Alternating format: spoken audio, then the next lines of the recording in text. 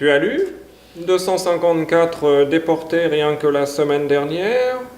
Le centre-ville n'a jamais été aussi sûr. C'est le maréchal qui doit être content. Mais où crois-tu qu'ils les emmènent, tous ces gens? Oh, je n'en sais rien. En camp de travail, est-ce qu'on dit? Tu sais, ce sont surtout des gitans, des juifs, des gens pas très fréquentables, si tu veux mon avis. Jean-Paul, pas de politique, hein, pour Sophie, s'il te plaît. Puis tu sais, ce que disent les journaux, franchement... Ah, toi, tu es pire que tout. Tu n'as confiance en personne. Je te promets qu'une fois que la guerre sera terminée, nous aurons à nouveau ce genre de préoccupations. Mais tu dis ça comme si c'était pour demain. Ce matin, les Alliés ont annoncé 20 avions ennemis abattus. À ce rythme-là, la guerre sera terminée dans...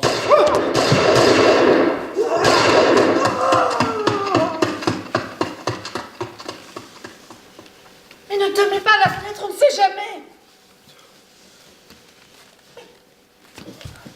C'est un attentat.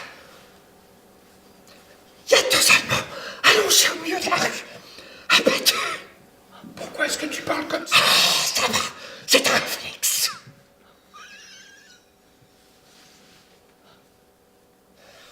Deux officiers allemands viennent d'être abattus sous vos fenêtres. Ils sont morts. Les assassins ont pris la fuite après leur avoir tiré dans le dos. C'est le 3e attentat cette semaine. Ces officiers ne méritaient pas un tel sort. Ils ont combattu comme des soldats, ils sont morts comme des chiens. Non, ce n'est pas nous, hein, nous ne faisons pas de politique. Désormais, vous ferez de la politique, que cela vous plaise ou non. Trop facile de crier « ce n'est pas nous, nous n'avons pas voulu la guerre ». À partir de ce jour, les assassins sauront que des innocents payent pour eux. Et peu importe que vous soyez innocent ou coupable, nous n'avons pas à nous poser la question. C'est la guerre et nous ferons ce qu'il faut pour la gagner. Pour un soldat tué, je prends 10 otages. 2 officiers viennent d'être abattus sous vos fenêtres. Il me faut 20 otages. Il y a 10 appartements dans cet immeuble. 2 otages par appartement. Question d'équité et de justice. Guten Tag, Herr Oberst. André Le Québec. Wir sind, wie Sie es sehen, normal Bürger. Wir interessieren uns kaum an Politik. Und wenn Sie uns einen Gefallen tun konnten, ich bin selbst ein Geschäftsmann, schwer froh, hier Ihres Werk machen zu können. Was wollen Sie sagen von einem substanziellen Vorschuss von 10.000 Francs? Und eine kleine Zigarre, um das zu feiern. Do you speak English? Si, je parle anglais.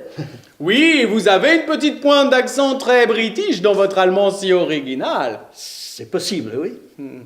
Sans doute faisiez-vous des affaires outre-Manche avant la guerre.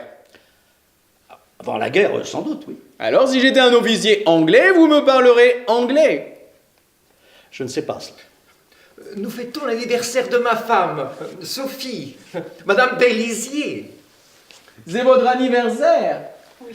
Bon anniversaire, Madame Bélizier. Voilà qui me pose un cas de conscience. Vous auriez dû me dire ça tout de suite. Je ne suis pas un barbare.